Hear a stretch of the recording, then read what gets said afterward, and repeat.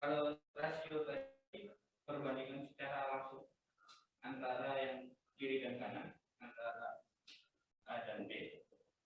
Tapi ketika proporsi, dia adalah A banding B plus A.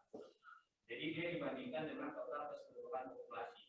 Jadi kalau yang tadi sebelumnya untuk jenis kelamin, rasionya adalah 1:11 di kelas ini. Ketika dia proporsi adalah 1:12.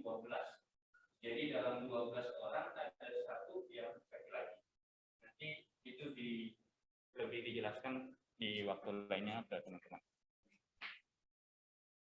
Satu lagi.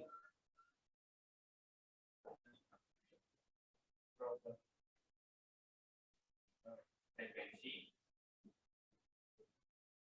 distribusi, dan determinan. Dari penyakit itu juga dalam epidemiologi dilihat dari frekuensi, distribusi, dan determinan. Jadi untuk frekuensi adalah besaran tadi. Frekuensi dihitung dengan ini. Rasio dan proporsi besaran penyakit tersebut dalam suatu populasi. Untuk distribusi sama seperti tempat dan environment, dia di wilayah tersebut distribusinya bagaimana sih? Apakah terfokus di satu tempat? Terfokus di satu tempat atau terfokus di tempat-tempat lainnya atau menyebar merata untuk distribusi penyakit tersebut. Lalu yang terakhir ada determinan. Ada yang tahu determinan apa? Determinan suatu penyakit. Faktor resiko. Jadi faktor resiko apa saja penyakit tadi? Faktor-faktor kalian sudah dikasih tahu. Faktor resiko, faktor penyebab, faktor pendukung, dan sebagainya. Oke, jadi kita kemana-mana pembahasannya. Itu tadi untuk kriteria KLB. Kita lanjut.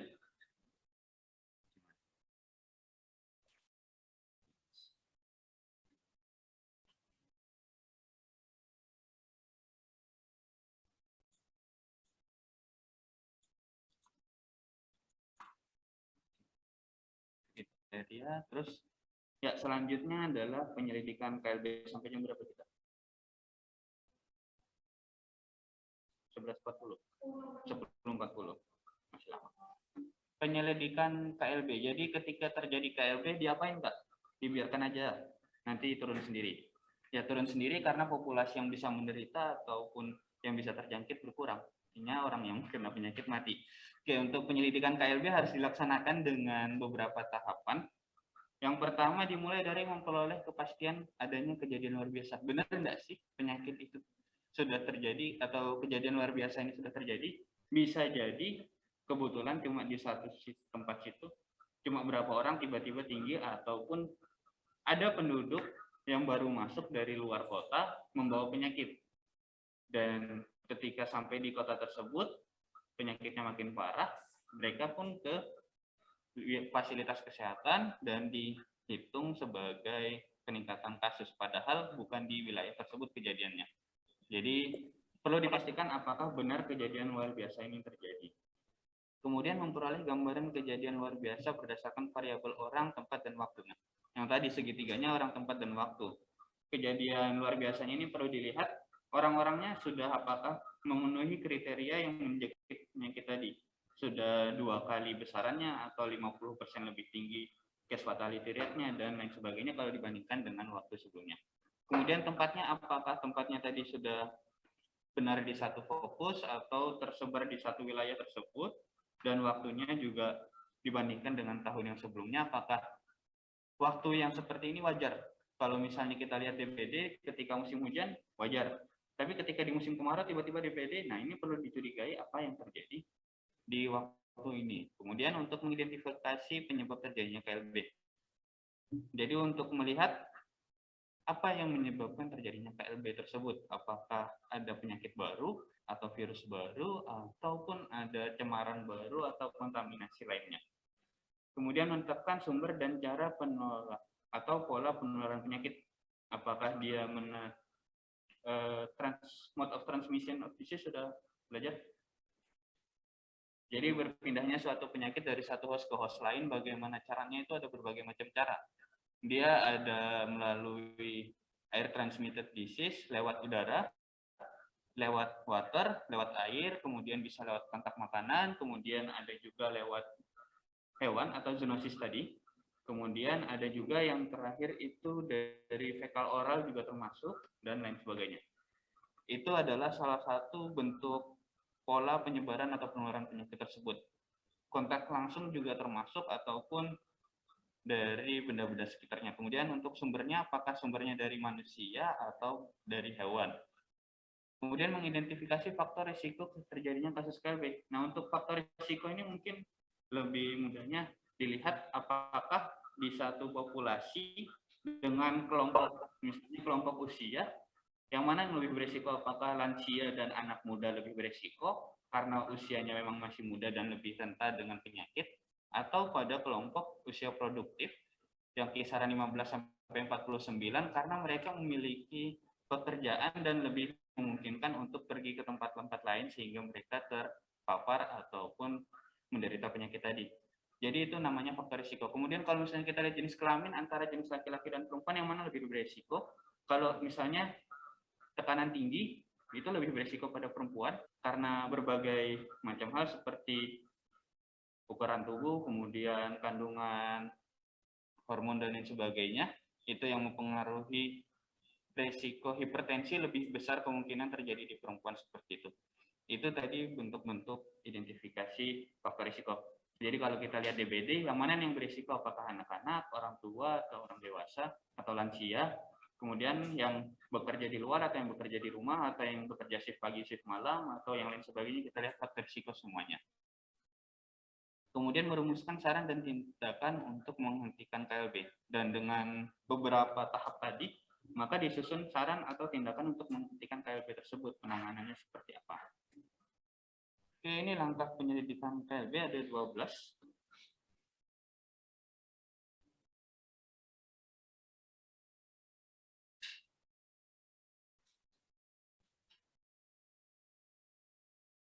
Di sini ada materinya untuk investigasi wabah, kalau misalnya sempat nanti kasih sekilas. Yang satu, persiapan penelitian lapangan, kemudian yang kedua adalah menetapkan apakah kejadian tersebut suatu KLB. Oh ya, mungkin tadi terlewat, ketika wabah itu dia bisa dikatakan oleh semua orang kalau ini wabah. Jadi ketika KLB hanya dapat ditetapkan oleh yang memiliki wewenang di wilayah tersebut, apakah dari Dinas Kesehatan Kota, Provinsi, ataupun dari kelurahan, ataupun dari pemerintah kota, pemerintah provinsi tersebut.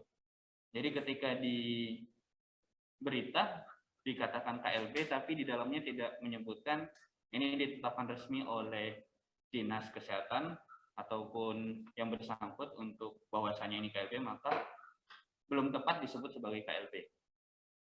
Jadi kalau misalnya gimana kemarin kasusnya, dari berita ada yang menyebutkan KLB, wah banyak nih kasus kejadiannya, tapi ternyata dari Dinas Kesehatan tidak menyebutkan ini KLB karena tahun-tahun sebelumnya memang seperti itu, dan berdasarkan kriteria KLB kan sudah ditentukan, ternyata tidak berdasarkan kriteria tadi tidak KLB, maka yang disebutkan oleh berita tadi tidaklah tepat. Jadi kita melihat berita KLB ataupun wabah, mohon diperhatikan kembali apakah benar supaya tidak menimbulkan kepanikan dan lain sebagainya.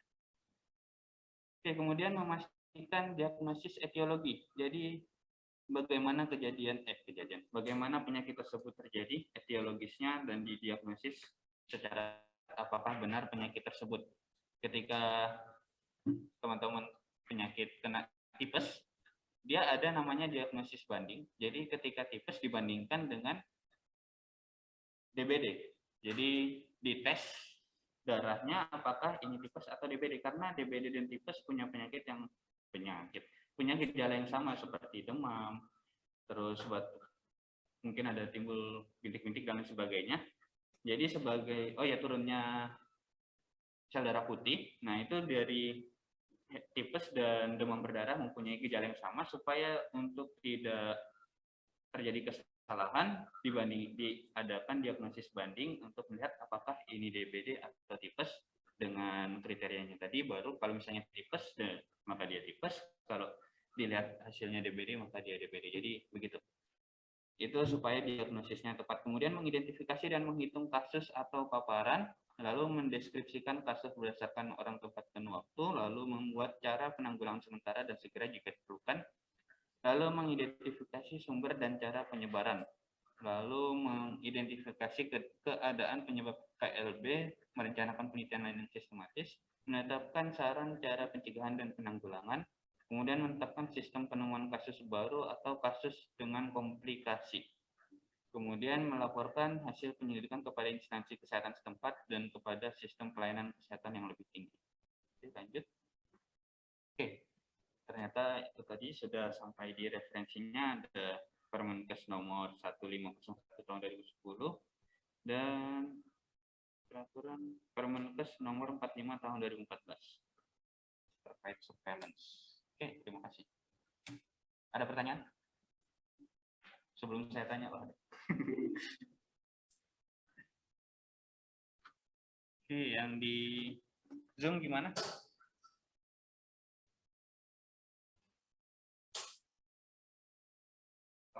Atau kecepatan atau gimana?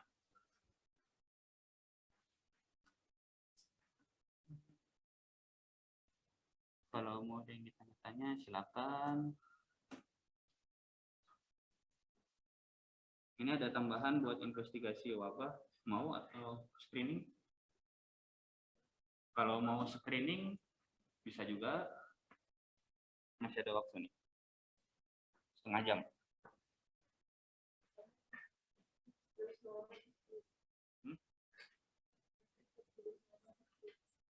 Oke, berarti tuh join dulu di sini ya. Ini ada tambahan mengenai investigasi wabah dengan screening. Jadi kalian nanti kalau misalnya Pak Irfan masuk lagi, kalian sudah ada gambaran mengenai seperti apa masalah perkuliahan, masalah materi tersebut. Jadi supaya lebih langsung lebih hidup kuliahnya, supaya bisa ada tanya jawab.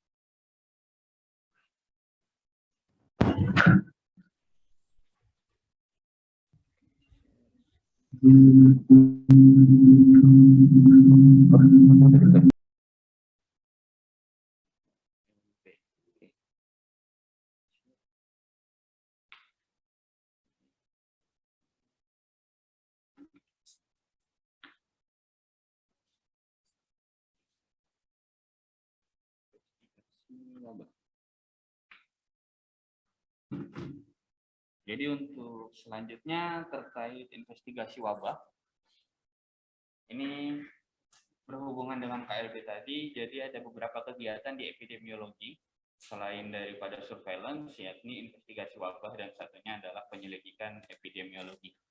Nanti untuk penyelidikan epidemiologi akan lebih lanjut ketika sudah masuk peminatan epidemiologi. Oke, kita masuk investigasi wabah dulu.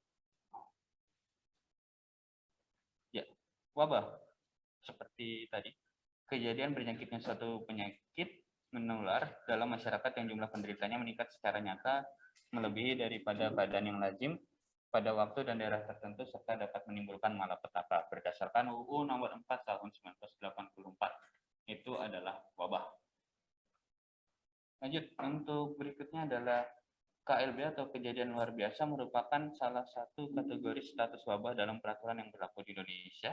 Status KLB diatur dalam Peraturan Menteri Kesehatan Permenkes nomor 949 tahun 2004. Dijelaskan sebagai timbul atau meningkatnya kejadian kesakitan atau kematian yang bermakna secara epidemiologis pada suatu daerah dalam waktu dan kurun waktu tertentu.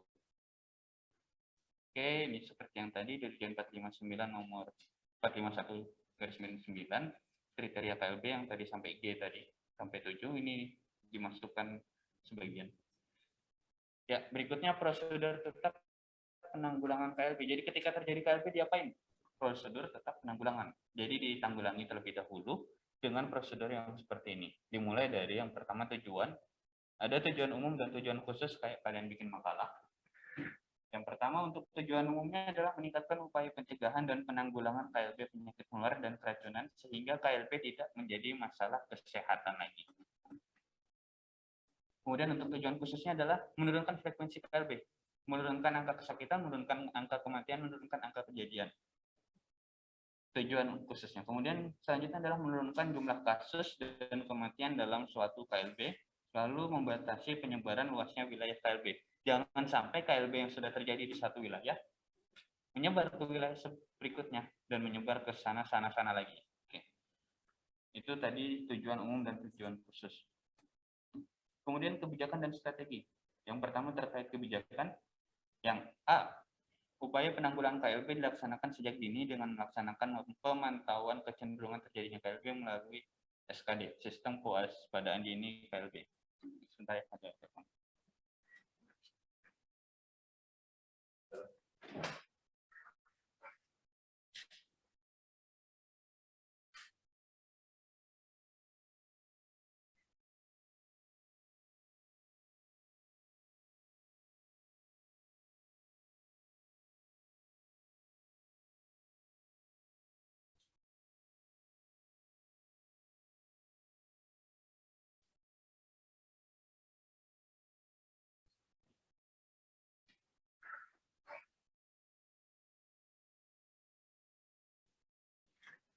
Oke, lanjut. Sistem kewaspadaan ini sudah sempat belajar atau belum, atau dikasih pengantarnya di mata kuliah lain? Early warning system juga belum. Jadi sistem kewaspadaan dini ini nanti aja. Secara gambaran umumnya adalah kayak early warning system untuk memberitahu kejadian suatu penyakit. SKD ini ada tingkatannya berbagai macam, baik dari masyarakat sampai ke tingkat provinsi. Salah satunya adalah melihat dengan menggunakan surveillance tadi. Ketika dia salah satu bentuk SKD atau sistem kewaspadaan ini adalah surveillance, seperti tadi ketika ada peningkatan kasus yang tidak wajar dan dalam kurun waktu tertentu, maka disebut KLB ataupun wabah dan lain sebagainya. Di situ tujuan dari sistem kewaspadaan ini. Oke, nanti akan dijelaskan lebih lanjut sama mata kuliah selanjutnya. Oke, jangan marah-marah. Oke. Kemudian setiap KLB penyakit menular atau keracunan harus dilaporkan, diselidiki, dan ditanggulangi. Kemudian upaya penanggulangan KLB penyakit menular dan keracunan merupakan bagian dari program penanggulangan penyakit menular yang ditangani dengan cara-cara spesifik dan terpadu. Antara penyakit satu dan penyakit lainnya itu berbeda. Jadi ada yang harus ditangani dengan secara menggunakan hazmat, ketemu orangnya tidak boleh begini dan begitu. Ada juga yang boleh secara langsung dan di kontak fisik tidak apa harus, tapi ada dengan prosedurnya masing-masing. Jadi antara penyakit satu dan penyakit lainnya itu penanganan dan lain sebagainya itu berbeda. Kemudian upaya penanggulangan KLB penyakit menular dan keracunan merupakan bagian dari program penanggulangan. Oh, ini tadi. Upaya penanggulangan penyakit menular dan keracunan merupakan upaya penanggulangan yang harus direncanakan dan dilaksanakan secara konsisten serta terus-menerus oleh semua program dan sektor terkait secara terpadu sampai tidak menjadi masalah kesehatan. Jadi untuk permasalahan ini tidak hanya tugasnya dari Dinas Kesehatan, tapi dikerjasamakan dengan pihak-pihak lainnya seperti salah satunya Dinas Ketahanan Pangan, BKKBN untuk kependudukan dan lain sebagainya. Jadi harus terpadu tadi. Kemudian untuk strateginya adalah dari identifikasi adanya, yang pertama identifikasi adanya KLB penyakit menular dan keracunan, pemantauan dan evaluasinya berdasarkan analisis epidemiologi. Kemudian upaya penanggulangan penyakit menular dan keracunan dilaksanakan secara terpadu, lintas program, dan lintas sektor antara pemerintah dan masyarakat. Kemudian prosedur tetap penanggulangan KLB untuk bagian C, kegiatan pokok penanggulangan KLB. Yang pertama, menetapkan populasi rentan terhadap KLB berdasarkan waktu, tempat pada kelompok masyarakat. Populasi yang rentan tadi itu seperti apa? Kayak apakah dia yang masih muda atau yang masih anak-anak atau yang sudah lansia atau populasi yang bekerja atau populasi yang seperti apa yang dia rentan terhadap KLB tersebut. Nanti ditetapkan untuk bagaimana penanganannya. Lalu untuk penetapan populasi langkah kedua yakni penetapan populasi rentan KLB berdasarkan surveillance epidemiologi. Memperkirakan adanya populasi rentan KLB berdasarkan informasi dan data serta mempelajari gambaran klinis, yakni gejala penyakit, cara penularan dan cara pengobatan, dan gambaran epidemiologinya, sumber dan cara penularan, kelompok masyarakat yang sering terserang, jumlah kasus, dan kematian apabila terjadi KLB, faktor lingkungan dan budaya masyarakat berpengaruh terhadap timbulnya KLB. Jadi kalau misalnya budaya dan faktor lingkungan yang berpengaruh ini kayak di satu suku tertentu masih tidak menggunakan jamban yang sehat, misalnya masih jamban cemplung atau masih ke hutan-hutan ataupun yang lain sebagainya untuk buang air besar, itu salah satu bagian budaya yang berpengaruh terhadap timbulnya KLB. Ketika dia tidak menggunakan jamban yang sehat ataupun yang cemplung atau malah di sembarangan buang air besarnya, yang kemungkinan terjadi adalah kasus diarenya meningkat. Nanti bisa KLB diare dan lain sebagainya. Itu salah satu bentuk budaya yang berpengaruh terhadap timbulnya KLB.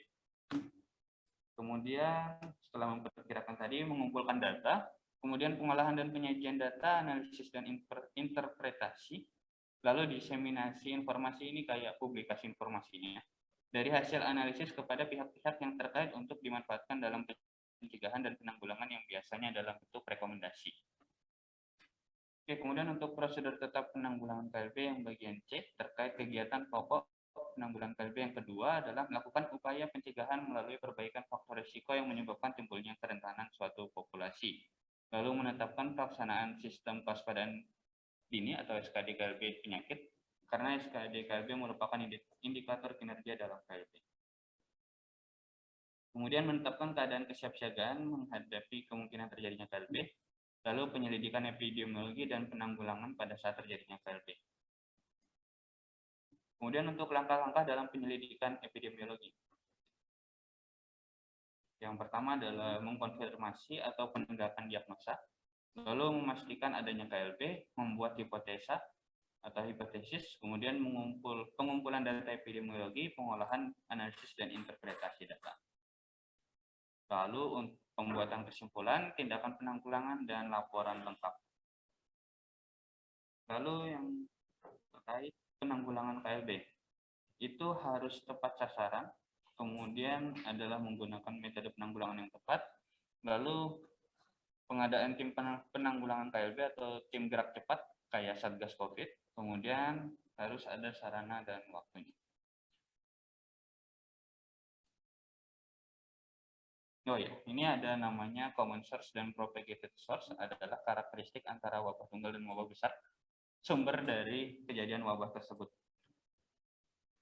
Kalau berdasarkan timbulnya gejala penyakit, common source itu adalah cepat dan peningkatan tajam, kemudian untuk propagated source pelan dan secara diam-diam atau peningkatannya lambat.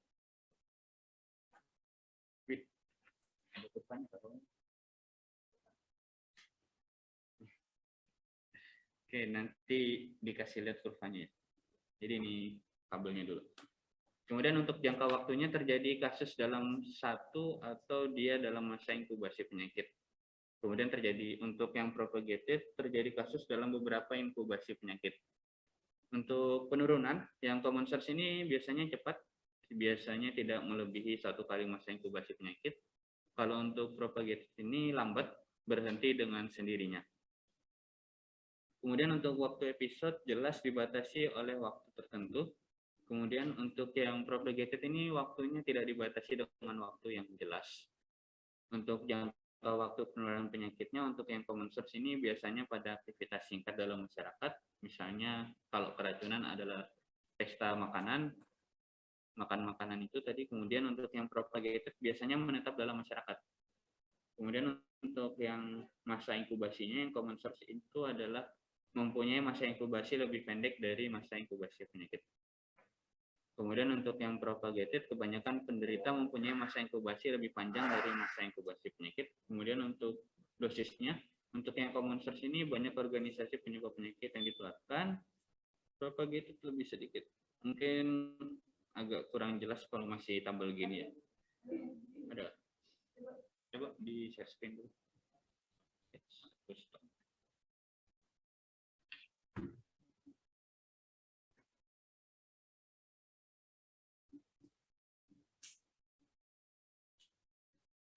Nah, ini bentuk kasusnya. Dia dikatakan common source, itu sumbernya satu di sini, exposure. Jadi ketika keracunan makanan di exposure ini, dia common source ini sumbernya satu, ya ini ya makanan yang beracun tadi. Dalam jangka waktu ini, masa inkubasi, kemudian peningkatannya tajam, langsung naik nih. Kemudian dia berhenti juga secara cepat. Nah, ini adalah common source. Kemudian kalau propagated ini dia modelnya antara orang ke orang penyakit menular, kayak campak dan difteri. Dia dimulai dari satu, naiknya perlahan, sampai puncak nanti turun. Nanti dia ketemu puncak lagi, turun lagi, ketemu puncak lagi, turun lagi. Jadi antara manusia pertama yang kena campak, terus dia menularkan ke manusia berikutnya, terus ke manusia berikutnya kan dia sampai dia sakit itu periodenya berbeda-beda. Untuk satu penyakit kan pasti sama, hanya saja untuk tiap orang kan ada yang lebih cepat, ada yang lebih lama untuk dia parah.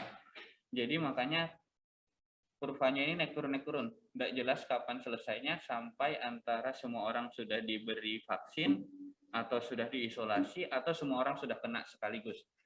Jadi itu propagated. Jadi makanya dia disebut hilang sendiri tadi kalau sudah selesai penanganannya atau pencegahannya tadi.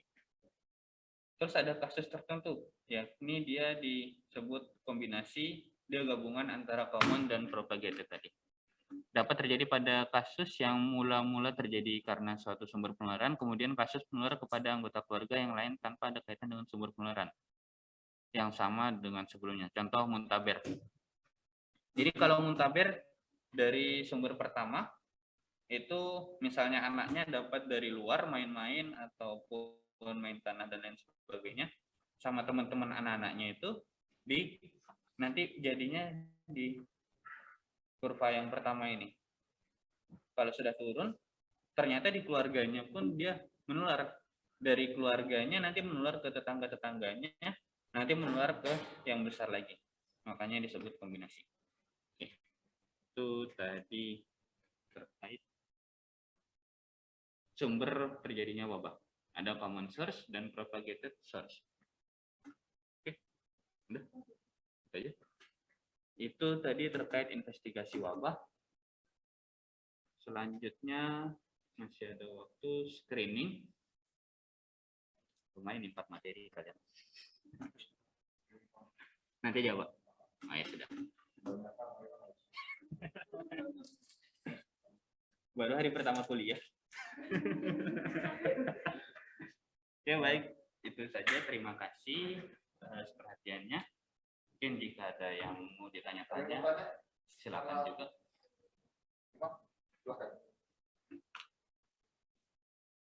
Ada yang dibingungkan, silakan aja. Kita diskusi apa yang akan. Jangan malu-malu. Nanti satukan aja ini yang common source.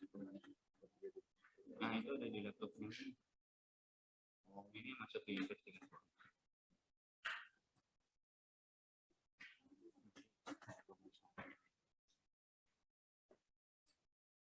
Oke, ada yang mau tanya? Atau yang di Zoom mau nanya?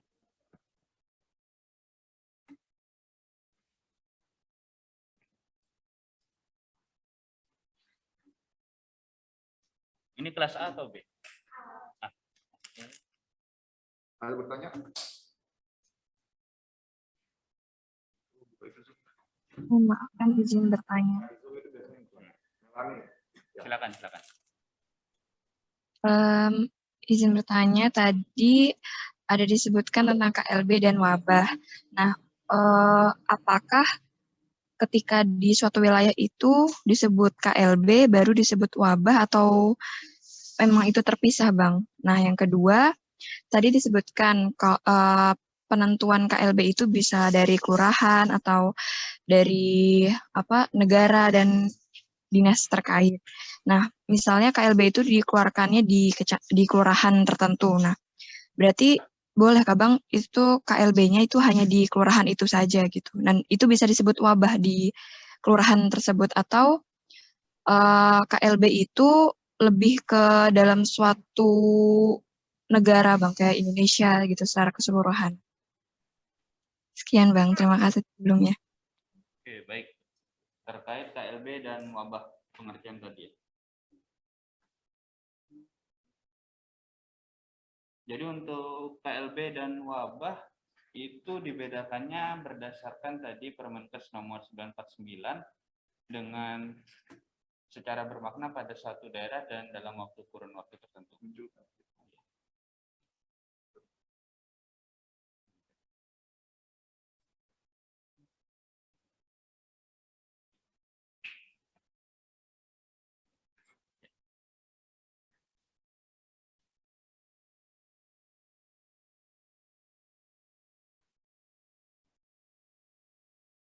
Ya, jadi untuk wabah itu secara umum kejadian yang berjangkitnya suatu penyakit menular dalam masyarakat yang jumlah penderitanya meningkat secara nyata melebihi dari keadaan yang lazim pada waktu dan daerah tertentu serta dapat menimbulkan malapetaka.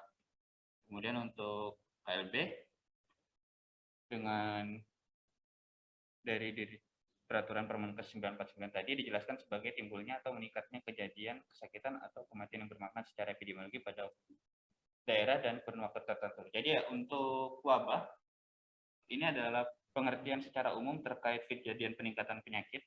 Sedangkan untuk KLB dia ditetapkan berdasarkan kriteria yang sudah ada pada Permenkes nomor 1501 tadi. Ada enggak tadi? Nah, ini salah satunya untuk kriteria KLB ini yang aturan lama kan ini, Pak? Oh, masih berlaku. Jadi ketika dia KLB dengan peraturan yang ini kriterianya adalah penyakit yang sebelumnya tidak ada atau tidak dikenal disebut KLB. Kemudian peningkatan kejadian kematian penyakit atau kematian terus-menerus selama 3 kurun waktu berturut-turut menurut jenis penyakitnya. Jadi untuk KLB itu dia sesuai dengan kriteria. Kalau untuk wabah dia dengan berdasarkan besar penyakitnya saja. Jadi tidak ada kriteria khusus untuk terjadinya wabah, hanya saja dia dikatakan wabah ketika penyakit itu sudah terjadi tidak terkendali dalam satu wilayah tersebut.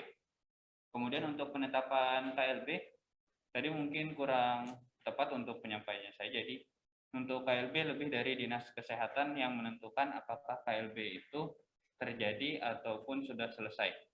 Jadi tidak dari kelurahan ataupun kecamatan. Mungkin atau masih belum jelas? Siapa tadi? Baik, Bang. Alhamdulillah sudah paham. Terima kasih banyak sebelumnya, Bang. Yang lain? Atau terkait surveillance tadi, kalau ada yang bingung?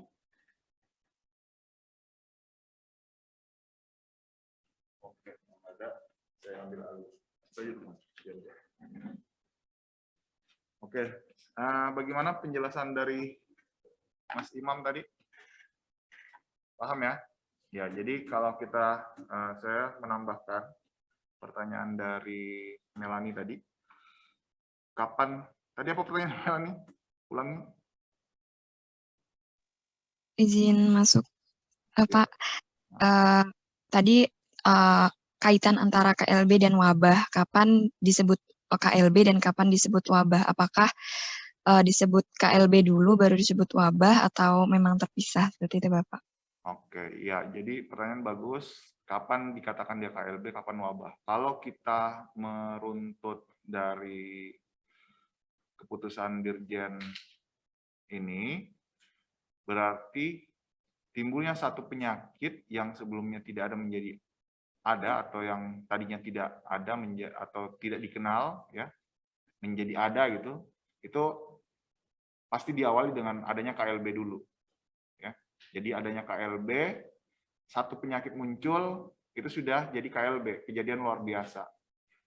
Kemarin kalau kita lihat COVID dari tidak ada di tahun sebelumnya menjadi ada, itu menjadi satu kasus saja sudah KLB.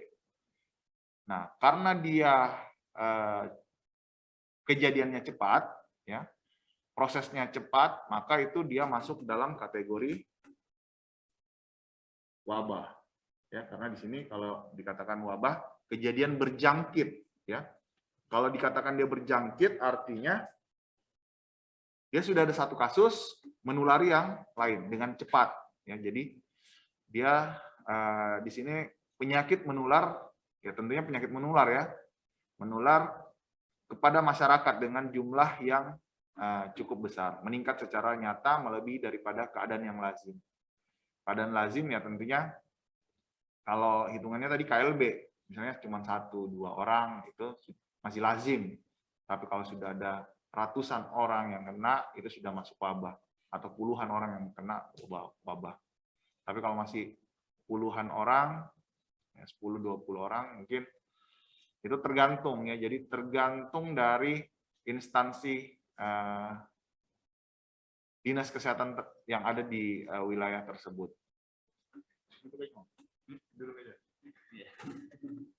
Kamu capek berdiri. Nah, kalau kita melihat ini tadi, KLB, nah ini ada kurun waktu, ya. Jadi ada kurun waktu tertentunya.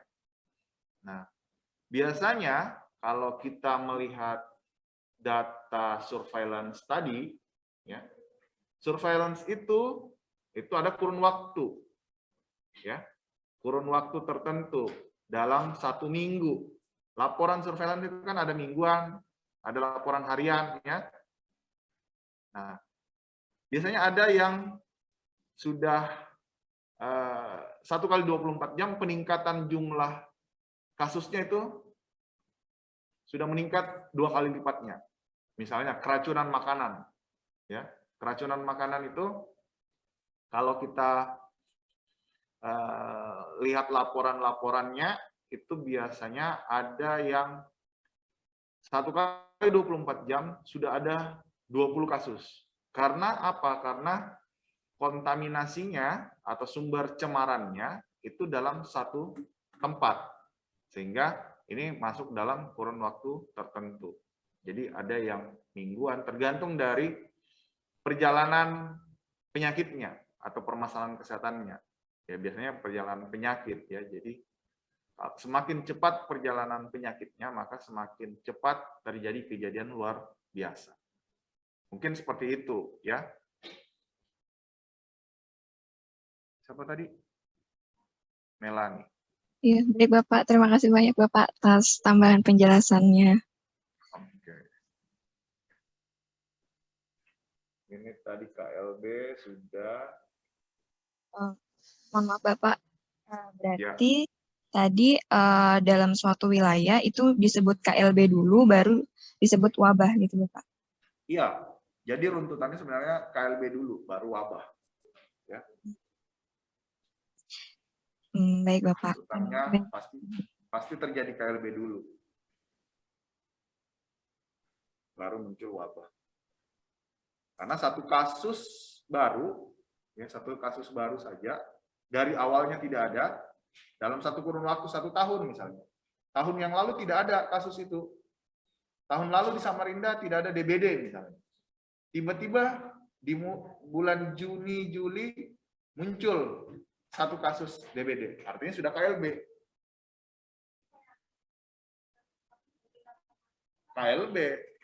Karena sebelumnya karena tidak ada kasusnya, tergantung ya. Kalau tidak dari misalnya kalau kemarin ini kan yang tinggi itu di Jawa Timur. Ya. Kalau tidak pernah ada kasus hepatitis di Jawa Timur, kemudian ada Itu satu kasus saja sudah KLB. Apalagi kemarin ada 17 orang yang kena hepatitis ya, ada satu meninggal. Itu sudah KLB.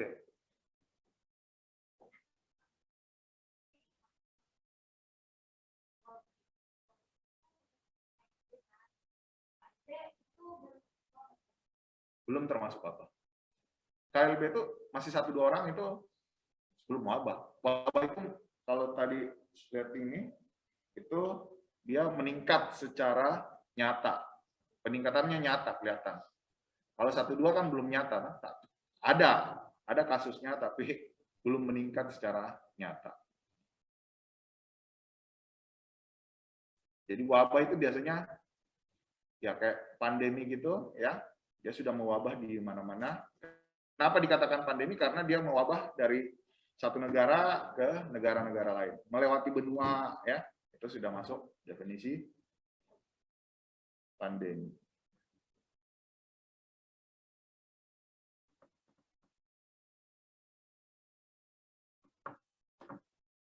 Apalagi disampaikan Imam? Gak apa-apa ini aja dulu. Kebijakan.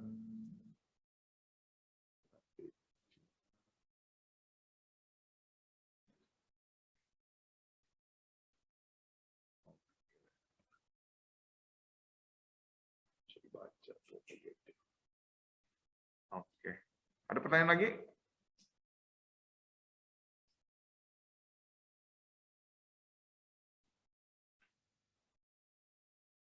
Nah, kalau prosedur penanggulangannya ini tergantung dari dinas terkait, ya.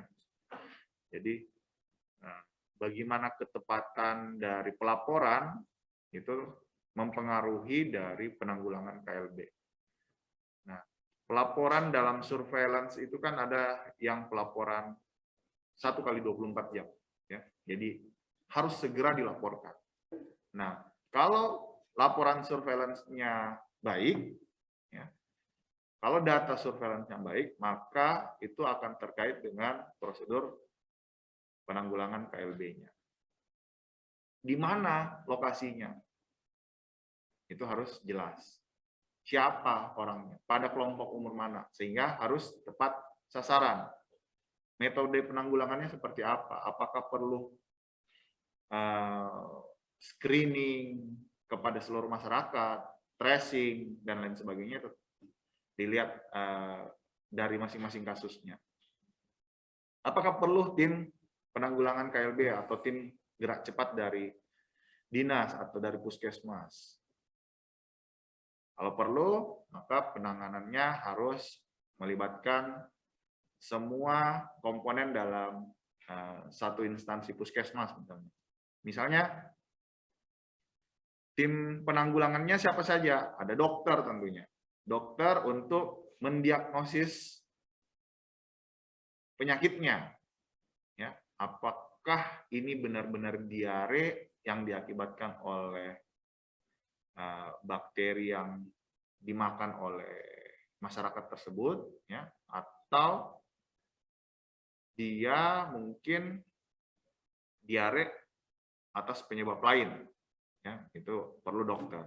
Kemudian perlu tentunya ada laboran atau analis, ya, untuk melakukan pengecekan darah.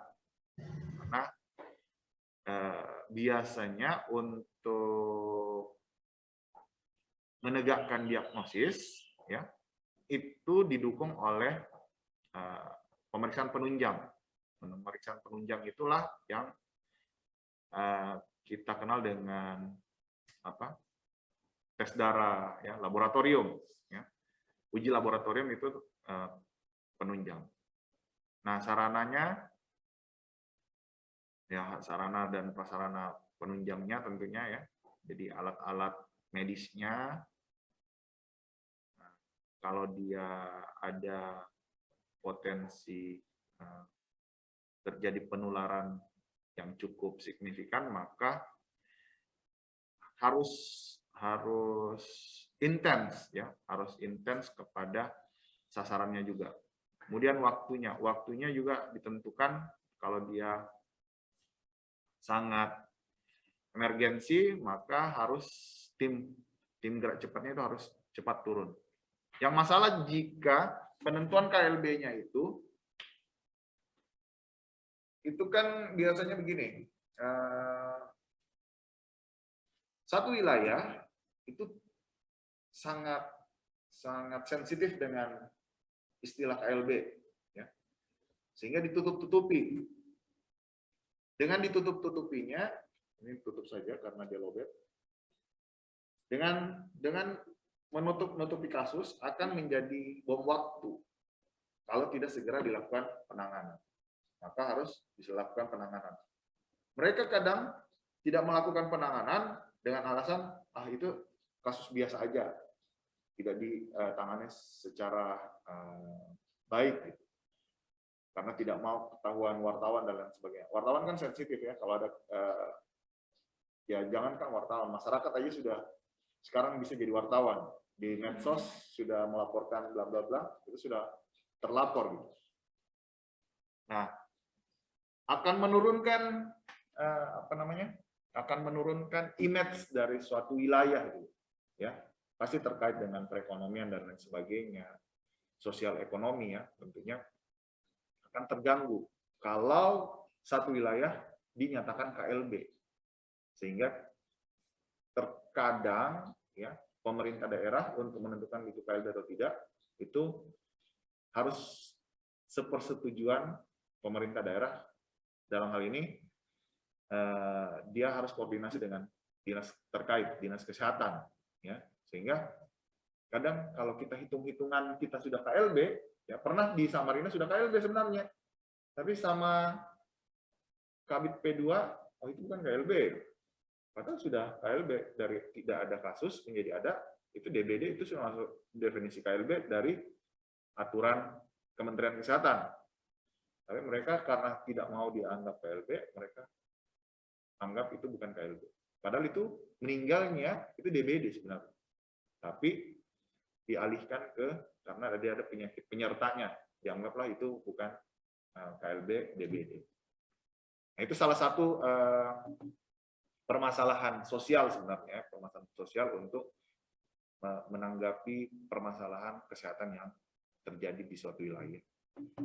Ya, itu terkait dengan image sih sebenarnya. Dan bukan hanya image, tetapi butuh kucuran dana. Ya, kalau dikatakan dia KLB di suatu wilayah, maka terjadi penggelontoran dana untuk segera, ya tadi, karena dikatakan dia harus segera dilakukan penindakan, dibuat tim gerak cepat, maka alokasi dananya perlu cukup besar di situ. Nah, untuk masalah anggaran kan, yaitu nggak bisa satu wilayah biasanya ada yang bisa cepat, ada yang lambat. Nah, yang lambat inilah yang biasanya menutupi kasus kayak ini karena alasan anggaran. Oke, sampai di sini masih ada pertanyaan? 10:43. Izin bertanya, Bapak. Ya, silakan, Gazel. Baik, sebelumnya terima kasih Bapak atas kesempatannya.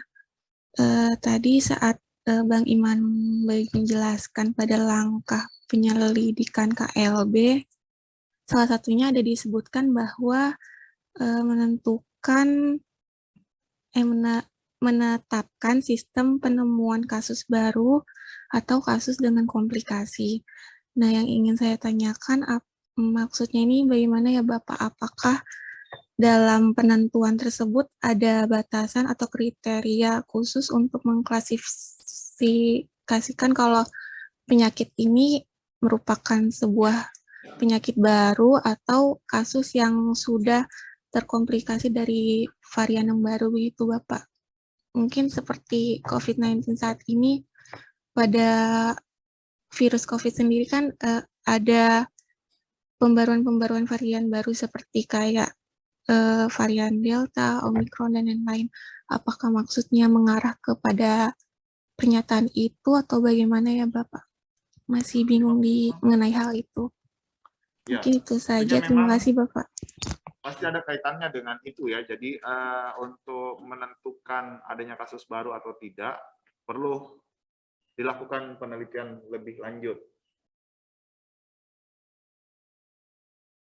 Seperti halnya misalnya tadi adanya Delta, Omikron, dan lain sebagainya, itu yang menentukan adalah dari Kementerian Kesehatan atau WHO ya, yang lebih tinggi lagi. Secara global pasti tentunya WHO ya. Nah, adanya varian-varian itu pasti dilakukan laboratorium tes ya. Jadi ada uji laboratorium. Tadi di mana? PPT yang PPT-nya Imam atau PPT-nya surveillance? PPT-nya Bang Imam, Bapak, yang KLB. KLB.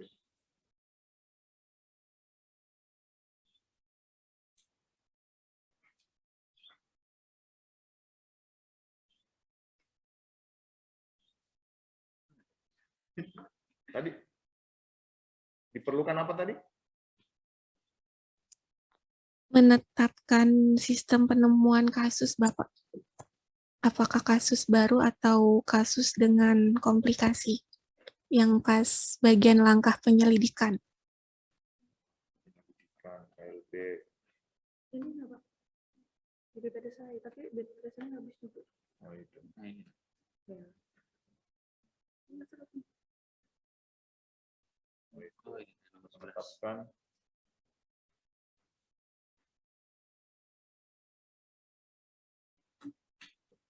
ini PPT-nya Wiwin tadi.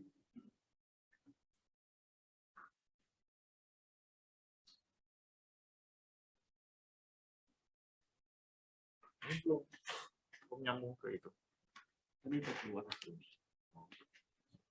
Oke, jadi dia menetapkan sistem penemuan kasus baru atau kasus dengan komplikasi. Ya, jadi memang perlu dicek kembali ya, apakah ini betul-betul terjadi insiden kasus baru atau itu dengan komplikasi. Artinya penetapan KLB-nya itu tadi. Tadi yang saya sebutkan bahwa pernah terjadi KLB di Samarinda, tapi dialihkan ke adanya komplikasi penyakit lain. Padahal dia sudah meninggal. Nah, disinilah pentingnya ini tadi. Bagaimana penemuan kasus barunya, ya? Apakah betul-betul murni kasus baru atau dia kasus komplikasi? Tapi kan aneh aja kalau dia sudah DBD, ya pasti kan sudah ada kasus, ya. Kalaupun dia meninggalnya karena ada komplikasi dengan yang lain, artinya sebenarnya tetap terjadi, bukan meninggal karena DBD-nya, tetapi meninggal karena komplikasinya, tetapi pemicunya adalah DBD-nya. Nah, ini sebenarnya terkait dengan tenaga medis, ya. Jadi dokter yang bisa menetapkan ini. Jadi apakah dia ini murni kasus baru, ya, atau ya itu kalau kita lihat COVID, ya, dia meninggal karena COVID-nya kah, atau dia meninggal karena komplikasi atau komorbid, ya, ya, apa itu? Ya, jadi tidak ada kasus COVID yang meninggal murni karena COVID, ya. Tapi dari definisi yang diutarakan oleh WHO, semua yang meninggal itu diarahkan ke COVID. Sehingga kalau kita melihat angka kematian COVID, ya, itu sudah sangat luar biasa terjadi kejadian kematiannya, ya, mortalitas kasusnya itu sudah sangat KLB banget gitu. Tapi apakah murni dari kasus COVID-nya? Itu tentu saja tidak ada yang orang meninggal karena COVID-nya, tetapi yang ada dia meninggal karena adanya komplikasi penyakit penyerta. Ya, mungkin seperti itu, Gasel. Ada lagi? Baik, Bapak. Sudah cukup menjawab. Terima kasih banyak, Bapak.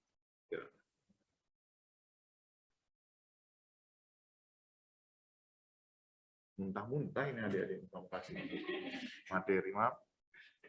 Gak apa-apa. Kemarin kan muntah-muntah makan daging, ini muntah-muntah makan daging. Habis ini baru maflalir batin lagi. Oke. Saya kira cukup ya pertemuan kita pada hari ini. Semoga bermanfaat.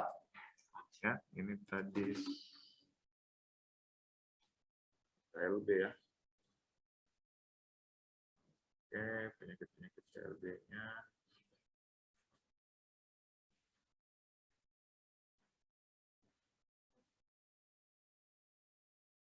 Si Kemas terbuka enggak ya? Belum.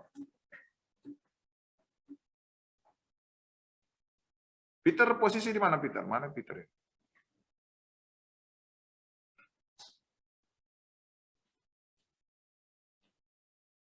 Peter, kamu kenapa tidak ke kampus, Peter?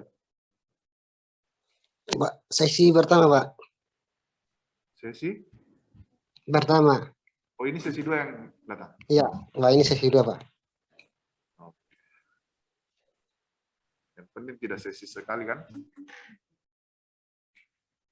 Ya, Peter. Ini kelas 2021A.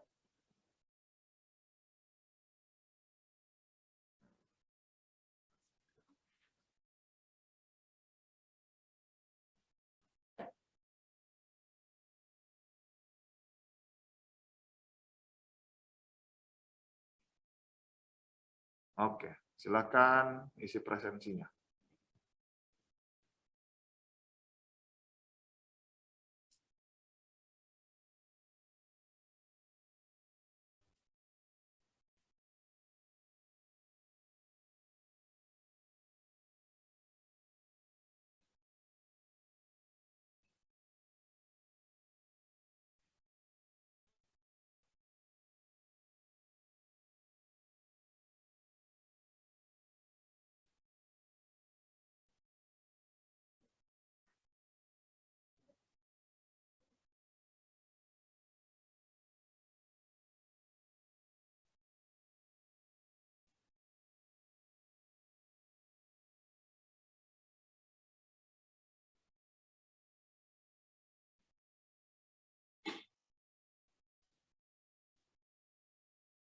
Oke, kita akhiri pertemuan kita pada hari ini. Semoga bermanfaat. Assalamualaikum warahmatullahi wabarakatuh dan selamat siang semuanya. Waalaikumsalam warahmatullahi wabarakatuh. Terima kasih banyak, Bapak dan Bang Imam Siang, Pak. dan Bu Yuwin. Sehat semua ya. Setelah Lebaran banyak-banyak olahraga ya, jangan banyak mager. Hari Sabtu biasanya anak-anak main voli di sini. Sabtu, Minggu olahraga. Ya, terima kasih. Assalamualaikum.